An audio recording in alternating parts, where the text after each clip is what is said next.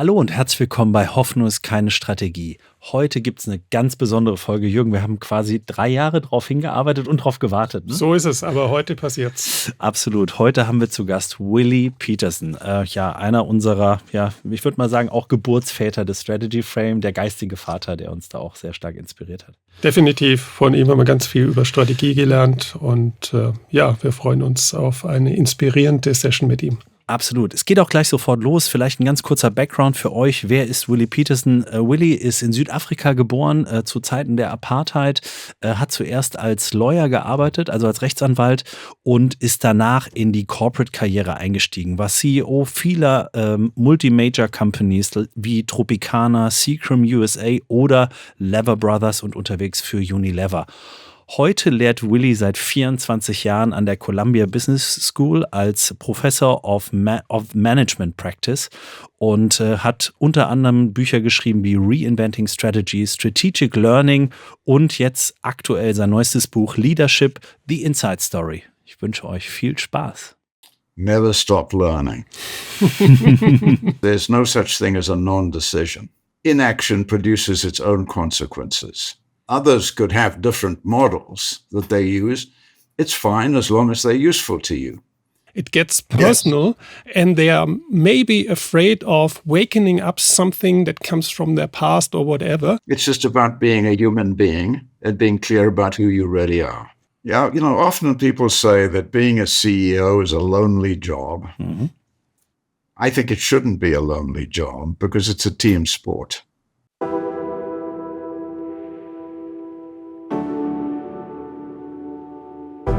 Welcome to Hope is Not a Strategy, the podcast that explores real stories of strategy and leadership. My name is Christian Underwood. And my name is Jürgen Weigand. And today, I'm very proud, Jürgen, that we have here with us and welcome Willie Pietersen, Professor of Management Practice at Columbia Business School, and let's say the intellectual father of our very own strategy frame and the book Hope is Not a Strategy. So Willie, welcome to you from, I think you're sitting in New York, is that right? And you have a book. Yes, come on. I'm Thank sitting you in very New York. much. Your book is next to me here. Thank you very much for showing it to the audience. So welcome to the podcast, Willie. Thank you very much. Pleasure to be here.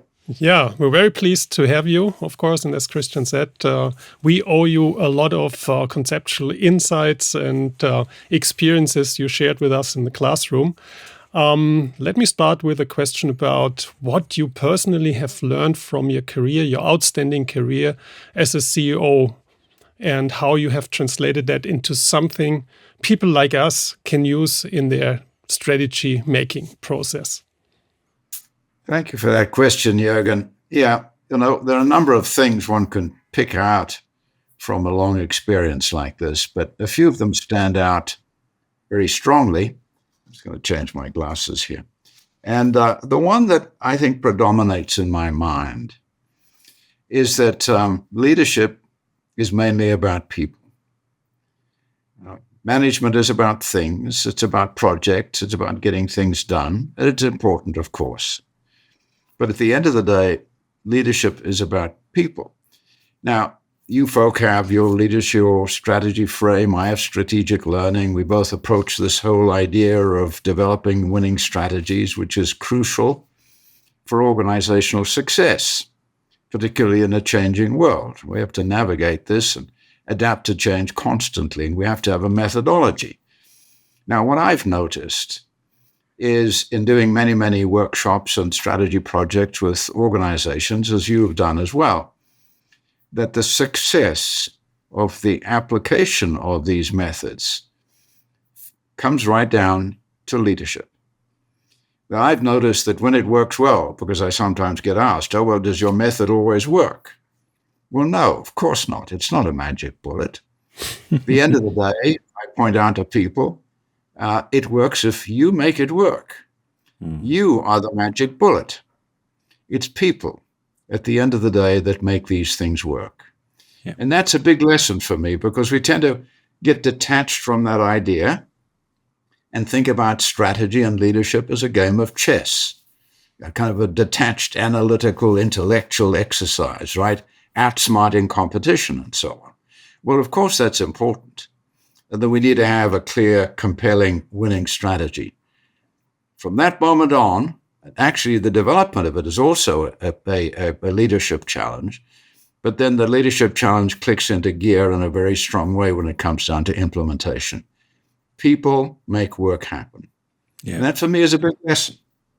Yeah, absolutely. And in your most recent book on leadership, The Inside Story, you emphasize the invisible elements of leadership. What sets this approach apart from traditional leadership models beside the people aspect? Yeah, I'm not quite sure what you're referring to on the invisible aspects of it, but I do have a framework in mind. Mm-hmm. And maybe that's what you're alluding to there, Christian. Yeah. It's interesting. Everybody who's in the business world and organizational world and national politics, whatever it is striving to be a better leader. And it's a really interesting conversation to have with people in a seminar, right? You know, what are the hallmarks of great leadership? And how do we improve as leaders? Now, anything we want to do and improve on, whether it's carpentry or any other enterprise, you need to have an underlying concept of what it is. Because you know the outputs that you want. You want to inspire people. You want to direct them in a way that leads to a winning game for the organization. Those are the outputs. But what are the inputs? How do we begin to think about a framework that we can hold on to so we can develop our own leadership capabilities in a very conscious, deliberate way and use this as a way to get feedback? So I've got this Venn diagram that for me explains the essential components of leadership. It has 3 dimensions. First dimension is leadership of self, deep self-knowledge, the establishment of a clear set of principles and values that govern our actions and inspire others and provides transparency and authenticity. That's the first domain. That's permission to lead. The second domain is strategic leadership, the ability to set a clear direction, a winning way, and clear set of priorities. That's domain number 2. Domain number 3 is bringing out the best in others, interpersonal leadership. Now, these 3 domains are interlinked. And whenever I deal with strategy, the personal and interpersonal aspects of leadership always come into play because none of these 3 can work in isolation. They are mutually interdependent elements. Now, I find that useful because it gives us a practical construct that says, I want to think about my leadership effectiveness. How do I think about it? How do I develop my personal, my strategic, my interpersonal leadership? So that's a kind of, as Voltaire said, cultivate your own garden. Keep learning in terms of getting better. It also, I find, is a better way of getting coaching from others. I'm sure you folk do a lot of coaching. Instead of just saying, how am I doing? Which is too big a question to be useful to people. It's much better to say, look, I've got these 3 factors in mind. I want to be an integrated leader, bringing them all together synergistically. How am I doing on personal leadership? Am I clear? Am I authentic? Are my values obvious to people? Do I apply them consistently? Second, strategic leadership, same set of questions. Am I setting a clear direction? Are the priorities simple and clear? And then interpersonal.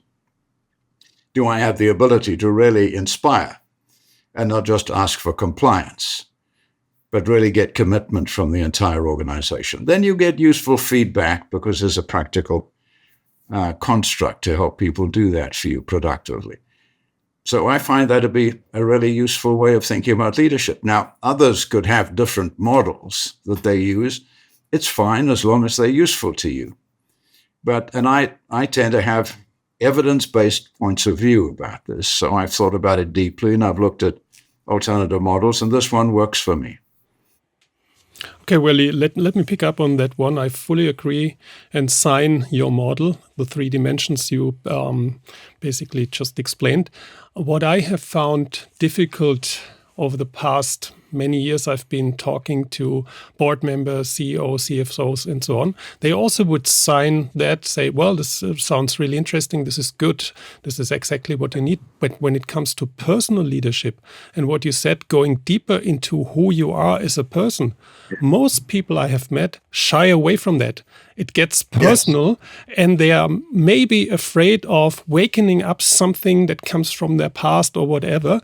So they basically say, maybe it's also some kind of a German cultural thing.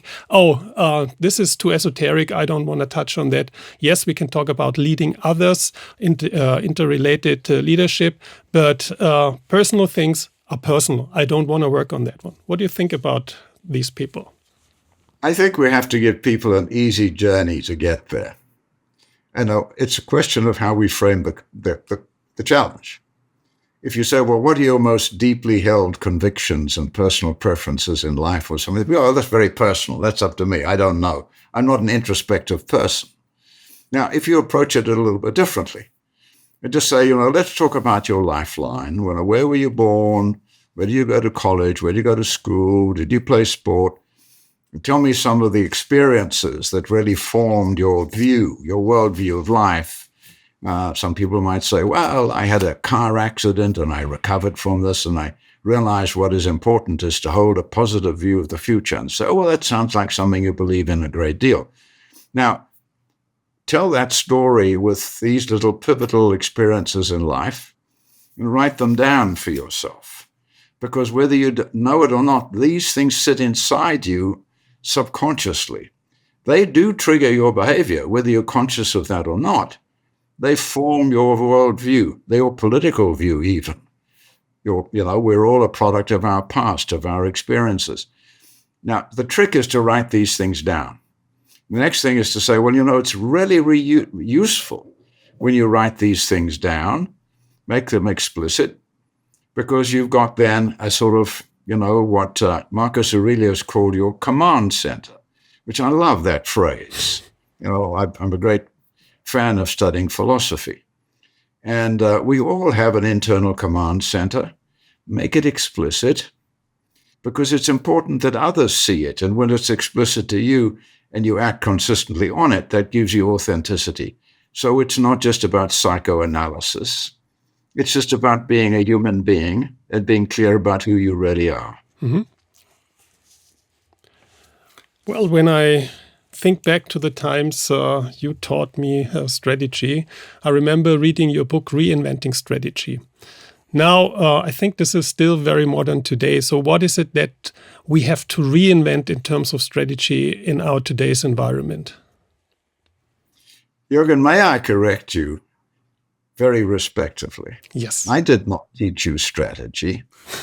We helped each other think about strategy. It's a two-way street. It always is.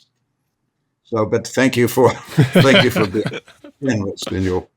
So, I think of the new challenges. We've got a methodology, and you always have to ask, is it fit for purpose? You have the strategy frame. I have strategic learning. They are kind of brothers. Yep. And we're always faced with new challenges. So the idea of this approach that we both share is to be able to constantly refresh and renew our strategy in the face of changing circumstances. Sometimes those circumstances are, mild changes, but they accumulate over time. And other occasions we have big disruptions. And we have to ask ourselves whether our methodology is fit for purpose. Do we need to adjust it in some way? Now, the biggest one, I don't know whether you share this view, but the biggest one today that I observe is artificial intelligence. And I ask myself, how is the process that I'm offering useful to people in finding pathways to apply AI productively in their businesses? Now, the way I've thought about it, and I'd love to hear your perspectives on it, is to remind people, which we both do in our strategy work, that all of these developments like AI are not benefits in and of themselves. They are a means to an end. They are delivery mechanisms to deliver benefits. So always start with the benefits. then work backwards to say, I've got this powerful tool. How can I use it to deliver these benefits? Now, that I think fits quite well with this idea of learning and adapting as the environment changes. I had an experience, I might have mentioned to you, I teach a 5-day course every year for physicians of every discipline in a hospital system in New York. And so the most recent session, we began to open up on the application of AI. And 3 things came into prominence. But it forced us to look at them and kind of know how can we apply AI as a tool to help us deliver those benefits, outside-in thinking.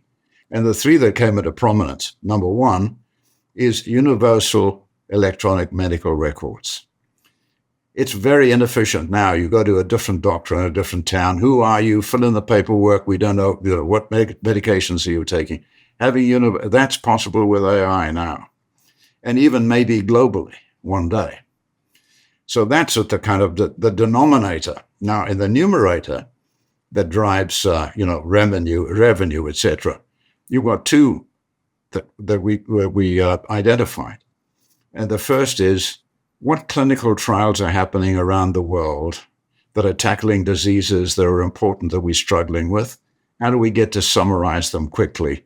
It takes human beings months to study this. What's going on in Romania, Rwanda, wherever the case might be? AI can pull all that together in a matter of hours. The second is, we all ask them, how many of you have come across rare diseases that you'd never seen before?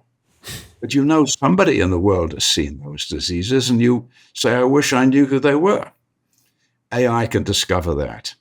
So we get better at solving problems on rare diseases, understanding what's happening in clinical trials. So there are 3 possible benefits. Now, there might be others in healthcare, but we came across those. It's a reminder that this is a learning system that we have. Strategic learning, your strategy frame is a learning system.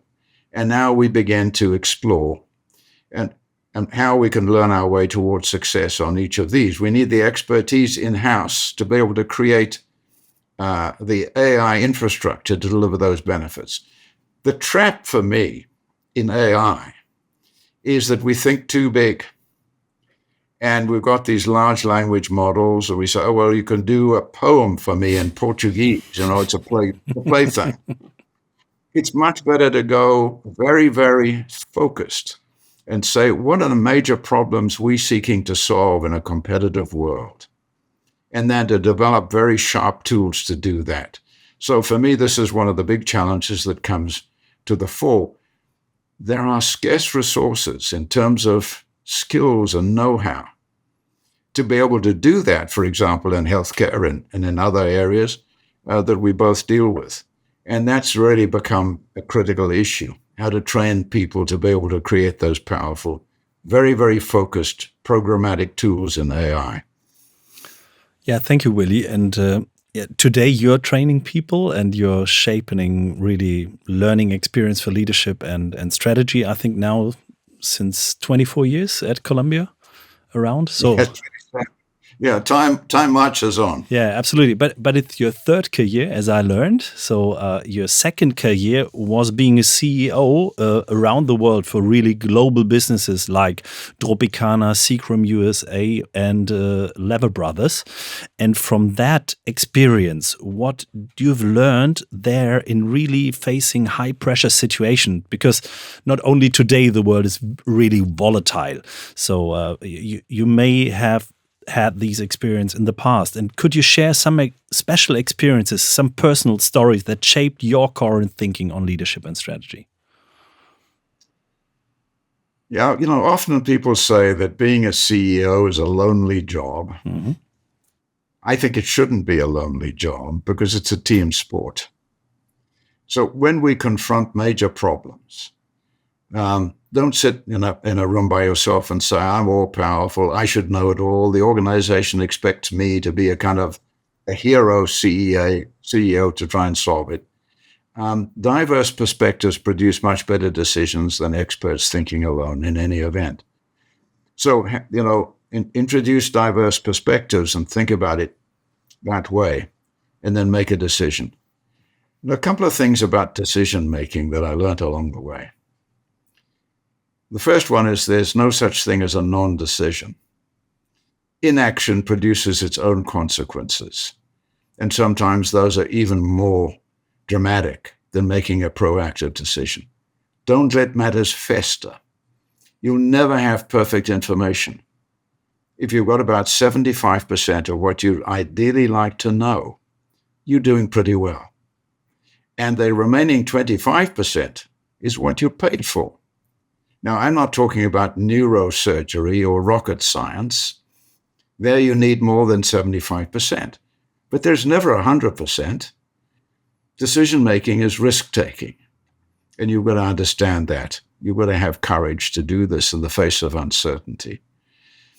The other thing I learned from the Army War College, where I often run seminars, is when you think about making decisions, and these are often tough ones that come onto our desk as senior people, because the easy ones have been solved before, is the way to think about its decision is that assumptions drive decisions. So first of all, ask yourself, what assumptions need to be true for this decision to be a good one? It's always the underlying. Don't make those assumptions silent. Make them clear and obvious.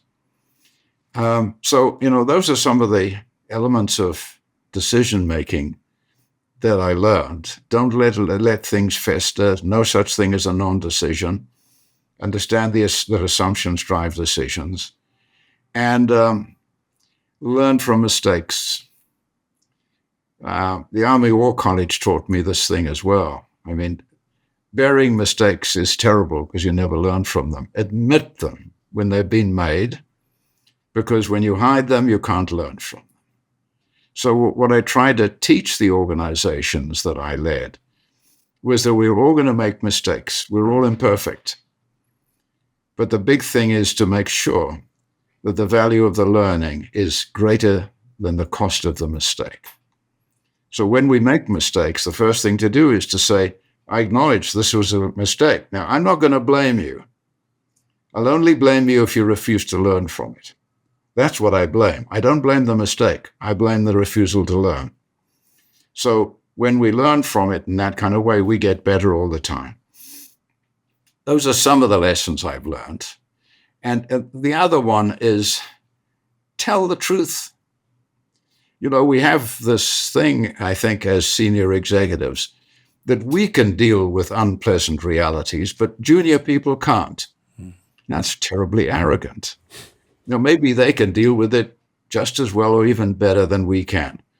So when there are prospects of the company being sold or reorganized, or plant closures are going to happen, be upfront. Tell people upfront. They're going to hear about it anyway through rumor. The rumor will distort the truth, and then you're on the defensive. So over and over again, I learned that lesson of just tell the truth. Absolutely. And coming to that plant closure, I heard that story from you, where you've been personally in that situation. Could you share that a little bit with us? Yes, certainly. Thanks for remembering that one.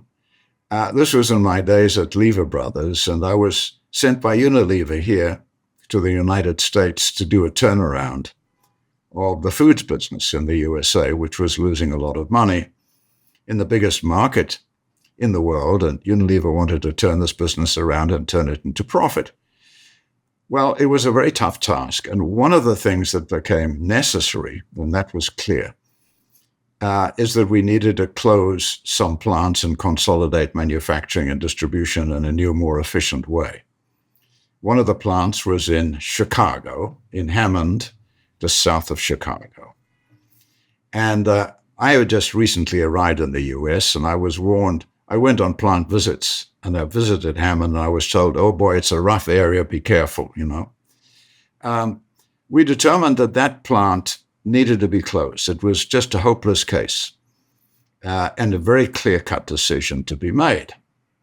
Now, I got advice, strong advice, from my head of operations, a guy called Martin van Buren. And Martin said, I think we should wait until about 3 months before the closure, before telling, because this was about a year out. He said, don't tell them now because, productivity will go down, they'll be angry and resentful, and you shouldn't do that.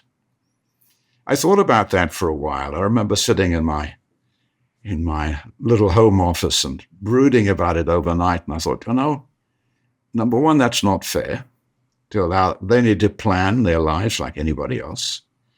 Secondly, they're going to hear about it anyway, through the grapevine, because that's the way things happen. And then when they do, and you finally admit it, they're going to say, well, you didn't tell us in the first place, so now we don't trust anything you're going to tell us now. And then you're really in trouble, and your credibility is gone. So I said to Martin, look, let's go and tell them. He said, well, yeah, okay, I'll go. I said, no, I'm going. And you come with me. I need to tell them myself. And we devised a plan of bonuses for maintaining productivity, outplacement services for them so we could help them find new roles, et cetera, et cetera. Well, I was pretty nervous. It was not a nice thing to do. We went between the shifts, et cetera. People realized there was a big announcement, so they were really anxious, and they were kind of staring at me. What are you going to tell us? I remember standing on a box, and I told them. I said, I'm sorry to have to tell you this. I wish I didn't have to tell you this. Here's the reason we have to close the plant. It's for the greater good. And often when we do things for the greater good, some people are disadvantaged. In this case, it's you. Now, my job is, number one, to tell you the truth. Number two, to describe the bonus system and the outplacement, and to ease your journey. The only thing I can do is make your journey easier for you. You've got families, you've got life planning to do, etc. And I said, well, hopefully we can maintain our productivity in this remaining year until the closure. And that's up to you. You've got a great deal of skills. Now, I went back regularly, and the productivity rose to the highest level it had been in 5 years. It didn't just stay where it was. It rose. It went up. The mood in that place was upbeat. People were supporting each other in little circles of discussion and so on. And on one of the visits, I spoke to the head of the union, a very big, imposing man. And I said, I'm just so filled with, I'm astonished, and I'm filled with admiration. I said, how come this is happening? The productivity is actually going up. And he said, it's pride, sir. Now, that was a big lesson for me. Now, there's one thing I left out of the story that I want to loop back on. When I finished my presentation to these people in the plant, there were about 200 of them, there was applause. And I thought, what's going on? They misunderstood me. I said to Martin, I've just told them terrible news that they're going to lose their job, and they're applauding me. I said, what's going on? I was kind of whispering to him. And he said, I think they're probably applauding our honesty. And whether people clap their hands or just feel an emotion, they always will applaud your honesty. Willie, I fully agree with that. But still, how do you, at some point, you have to take really tough decisions.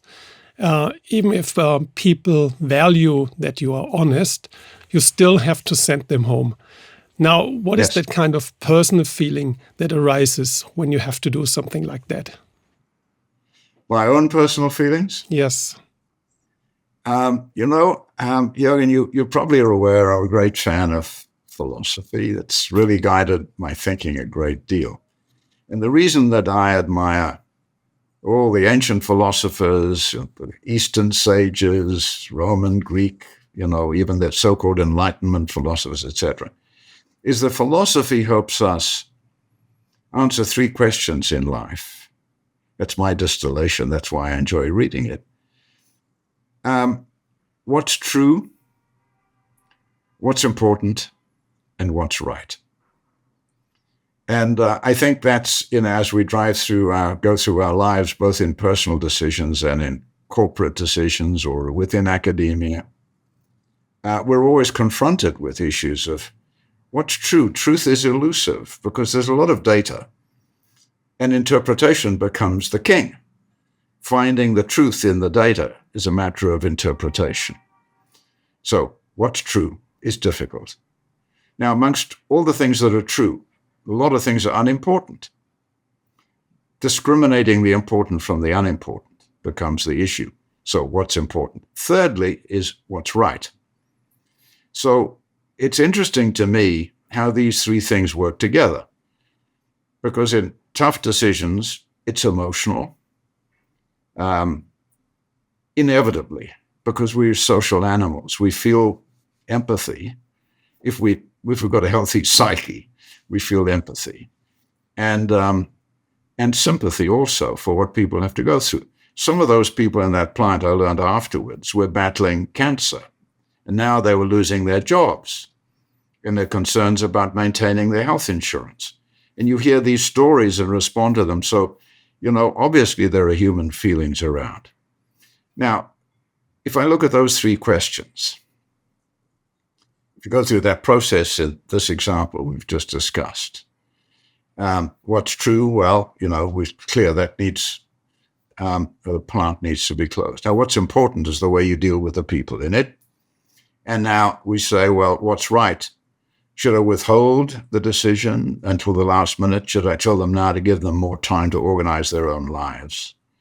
Now, this is a choice between right and right. The choices between right and wrong are very easy. We can give those to our teenage kids. The choices between right and right are the hard ones. And then we loop back to what's important. So that's the way I try and figure it out. And what I try and do is to say,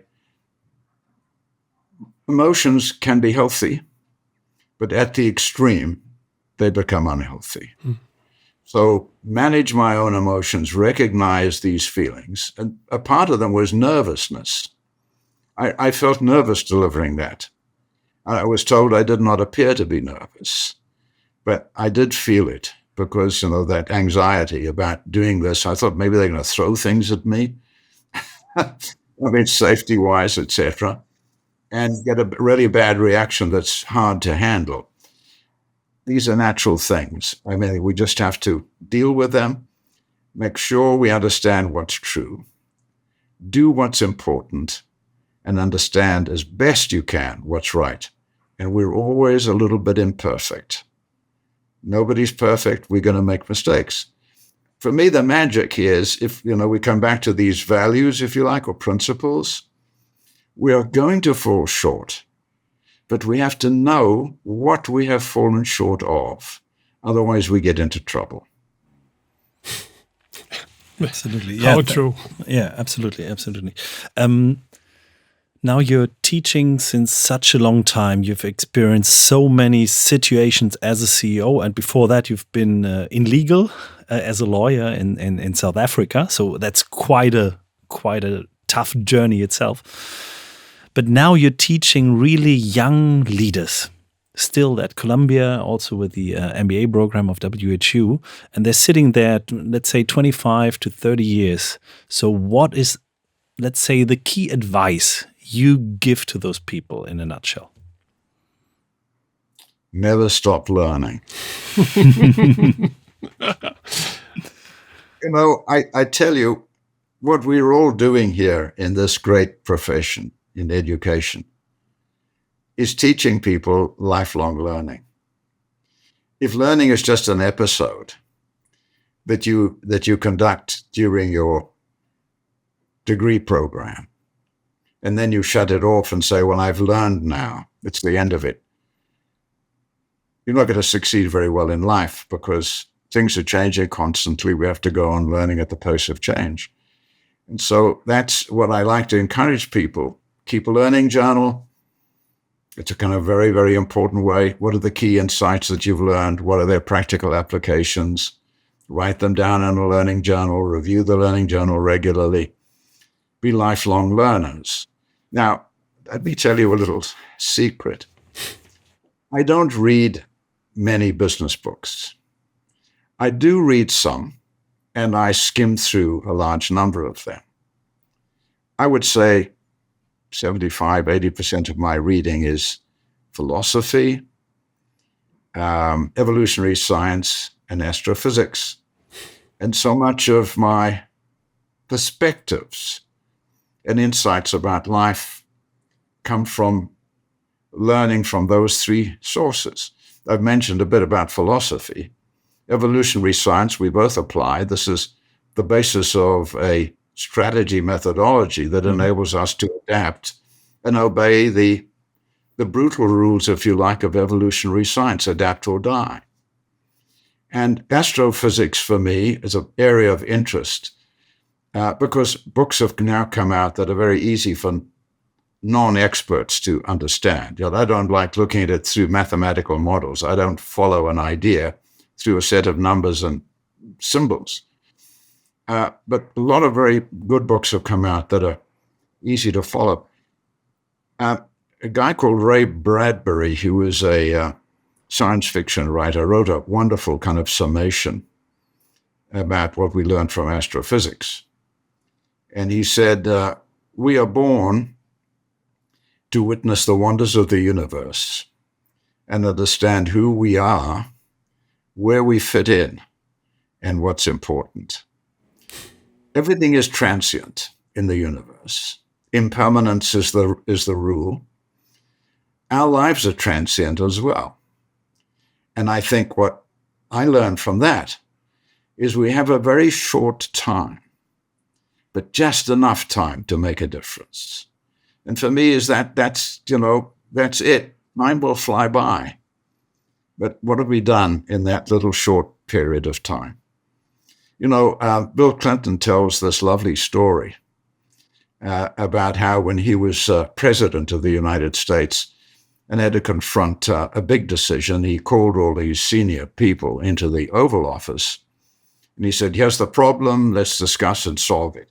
And very soon there was backstabbing, siloed thinking, people undermining each other, etc., dysfunctional meeting. And he said, stop, this is a big problem. Stop, concentrate on the problem here, and don't fight each other. And after 5 minutes, it became dysfunctional again. He wondered what he should do about that, and he was very creative. He called up NASA, the Space Administration people, and he said, you've been to the moon.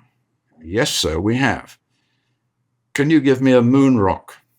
And they said, yes, so they delivered a moon rock. He said, not a 2-ton thing, but I want one I can put on the table in the middle of the Oval Office. So you put this moon rock in the middle of the table. It's literally true. He tells the story. And next time they had a meeting and it became dysfunctional, because he didn't say a thing. The moon rock was sitting there. He didn't make an announcement, in advance. When the meeting became dysfunctional, he said, stop. Do you see that rock? It's 3.5 billion years old. We just passing through for one brief moment, make a difference, solve the problem. He said it worked every time. It's a kind of nice little reminder of people. Got a short time, make a difference. Absolutely great. Willie, thank you very, very much. And I think you made an enormous, big difference for me personally. 12 years ago, I've been with you in the classroom, and also for you, Jürgen, and our strategy frame. So thank you for making a difference. Absolutely. Also, thank you from my side. It's inspirational, as always, listening to you. Fantastic. I'm looking forward to interacting with you next year in June when we come back to New York. Thank you so much. Well, if you come back even before then, please do. Yes. I mean, I honestly say to you, and I've said it to you before, when you bring those fine young people over to New York, it's one of the highlights of my academic life. Yeah, you did tell me already. Yeah, that's great. Yeah. Thank you very, very much. Thanks. Appreciate it.